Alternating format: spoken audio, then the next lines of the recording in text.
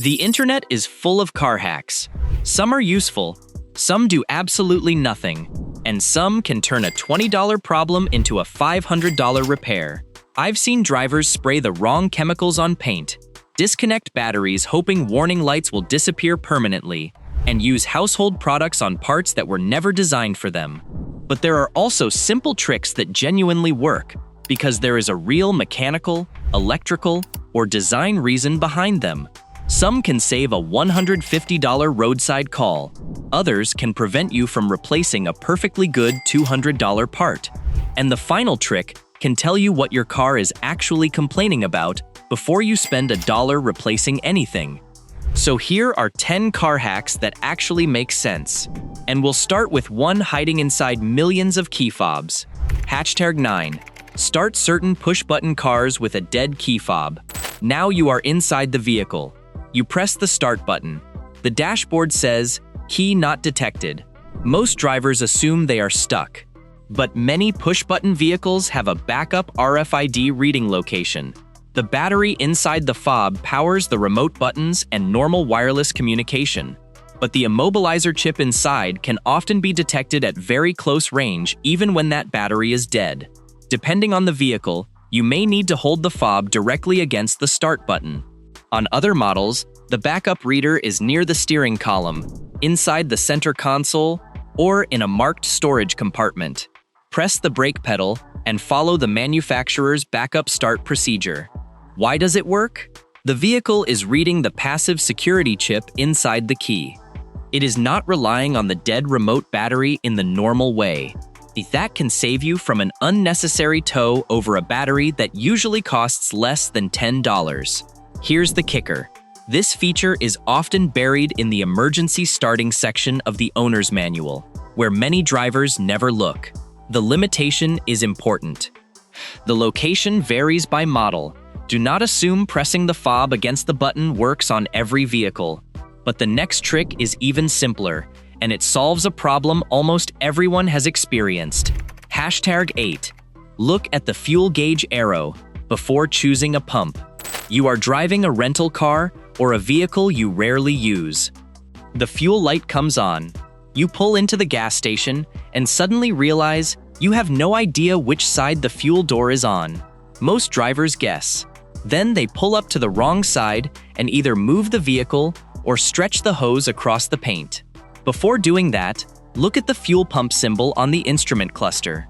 On many vehicles, there is a small arrow or triangle beside it.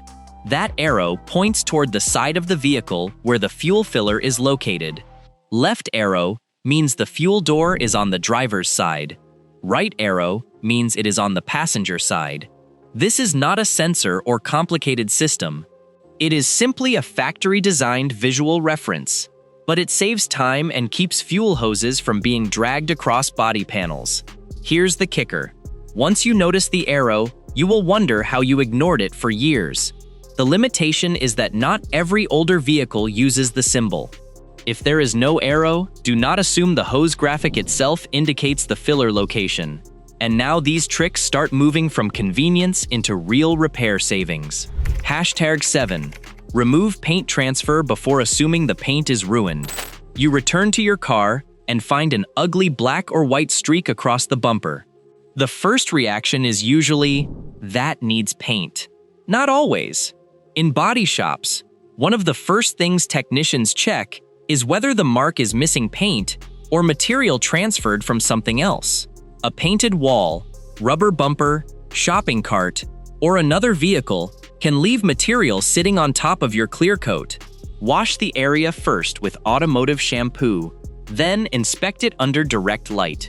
If the mark feels slightly raised instead of cut into the surface, try a dedicated automotive paint transfer remover, mild detailing clay with lubricant, or a light polishing compound. Work a small area gently and inspect your progress. Why does this actually work? Because you are removing foreign material from the clear coat. You are not replacing missing paint. A $15 to $30 product may clean up a mark that looked like it needed a $400 bumper refinishing job. Here's the kicker.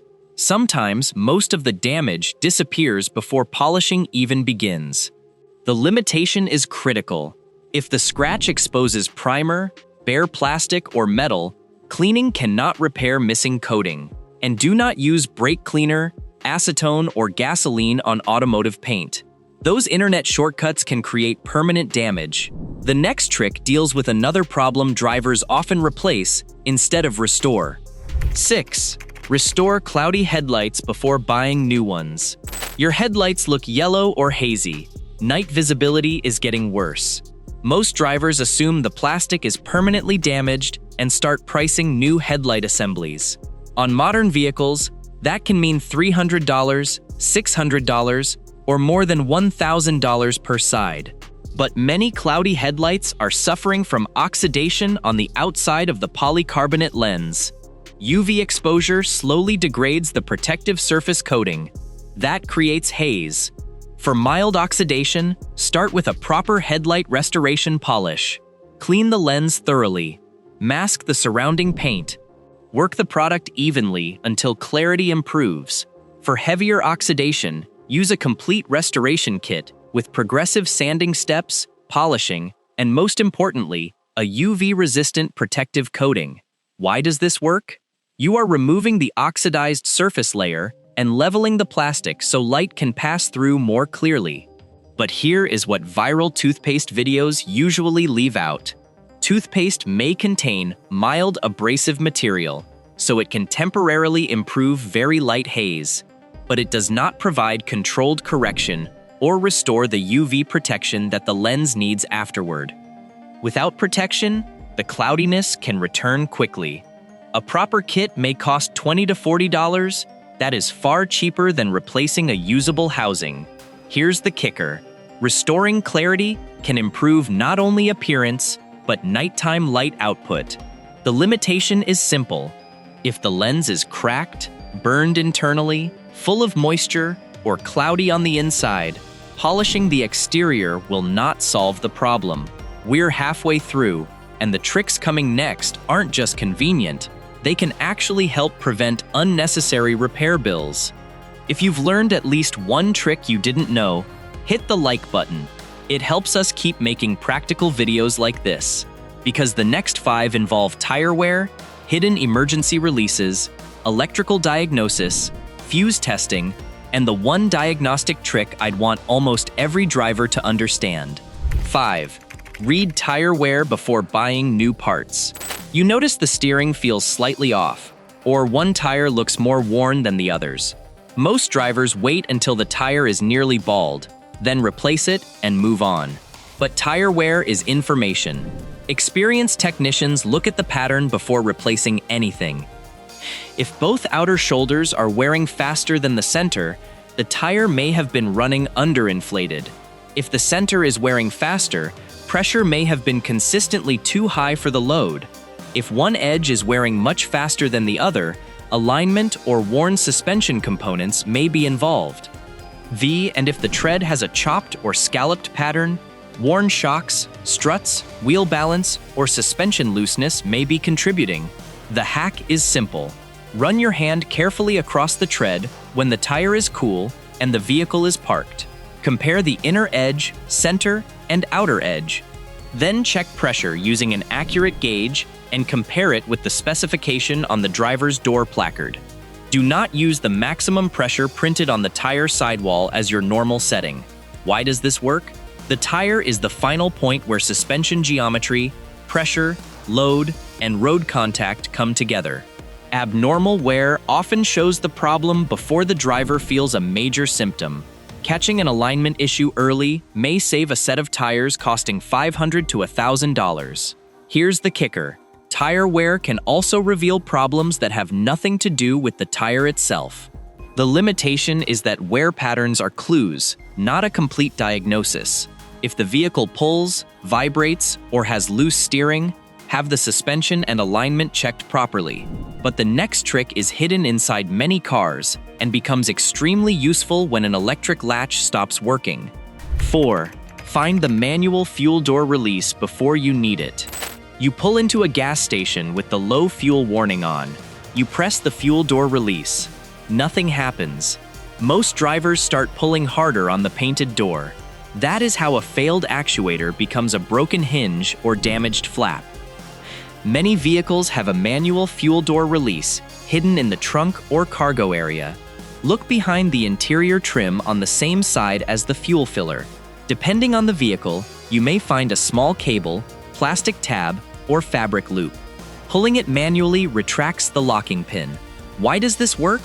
The normal system uses an electric actuator. The hidden cable gives you a direct mechanical backup if the actuator, switch, or vehicle battery fails. Knowing where it is can prevent an unnecessary tow or a $150 to $400 cosmetic repair caused by forcing the door. Here's the kicker. Many owners never know the release exists until the first time something fails. The limitation is that not every vehicle uses the same design. Check the owner's manual before removing trim or pulling anything behind the panel. And now we reach the top 3.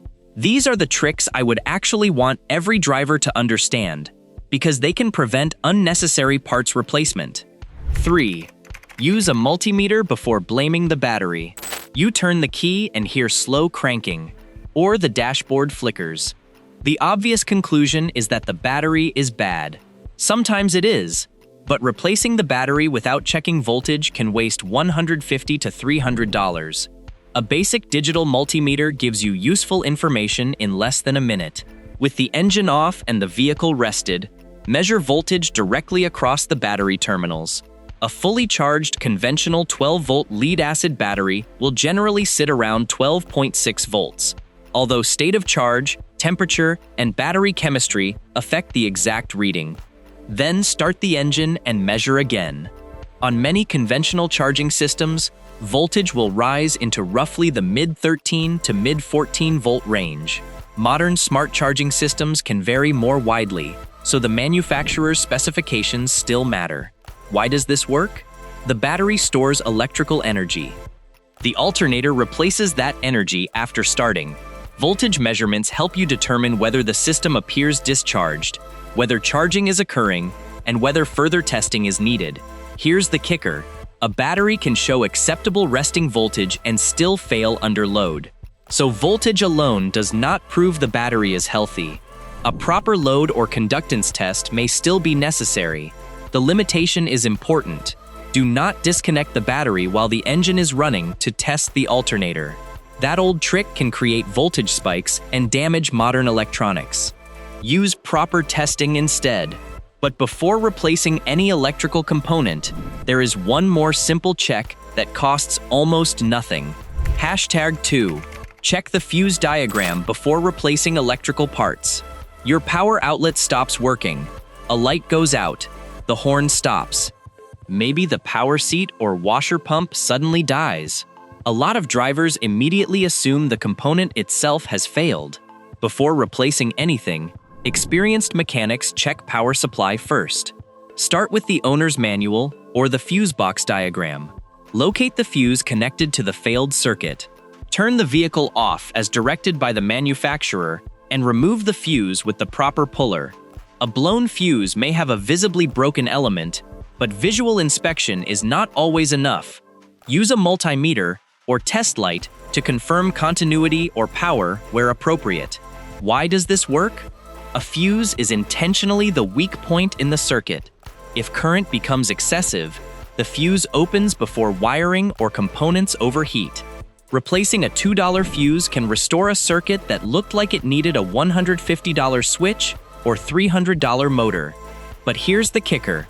A blown fuse is sometimes a symptom, not the original problem. If the replacement fuse blows again, stop. There may be a short circuit, damaged wiring, or failing component that needs diagnosis.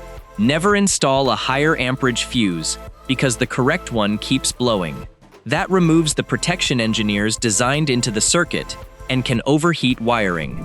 And that brings us to the most valuable hack on the list. It is not a household product. It is information. #1. Use the OBD2 port. Before you start guessing your check engine light comes on halfway to work. The car seems normal. Most drivers do one of two things. They panic, or they search the code online and immediately buy whatever part appears first. There is a better starting point. Most modern US market vehicles have an OBD2 diagnostic connector under the dashboard, usually near the steering column. A basic Bluetooth OBD2 scanner can connect that port to a compatible smartphone app. Once connected, you can read stored and pending diagnostic trouble codes. Many scanners can also display basic live data such as coolant temperature, fuel trims, engine speed, intake readings, and battery voltage. Why does this work? The engine control module constantly monitors sensors and systems. When it sees something operating outside expected limits, it stores a trouble code. That gives you a direction for diagnosis. But this is the part most drivers misunderstand. A trouble code does not automatically identify the failed part. A lean condition code does not automatically mean the oxygen sensor is bad. The cause could be a vacuum leak, weak fuel delivery, incorrect airflow measurement, an exhaust leak, or another problem. A cylinder misfire code does not automatically mean the spark plug failed. It could involve ignition, fuel delivery, compression, wiring, or mechanical condition. That distinction can prevent hundreds of dollars in unnecessary parts replacement. A basic scanner may cost less than a single diagnostic visit. Here's the kicker. Its greatest value is not clearing warning lights. It is giving you information before you spend money. Do not erase codes immediately. Save them. Record freeze frame data if the app provides it. That data shows what the engine was doing when the fault occurred and can help a technician diagnose an intermittent problem. The limitation is clear. An OBD2 scanner is not a replacement for professional diagnostics. It cannot perform every manufacturer-specific test, and it cannot tell you automatically why a component failed. But it turns you from someone guessing at a warning light into someone who understands where the investigation begins. And that is the real lesson behind every trick in this video. The best car hacks have three things in common. They solve a real problem. There is a logical reason they work, and they do not create a bigger problem later. That is why random fluids, boiling water, aggressive chemicals, and battery reset tricks should make you skeptical. If you like practical automotive tips without the internet nonsense, subscribe for more.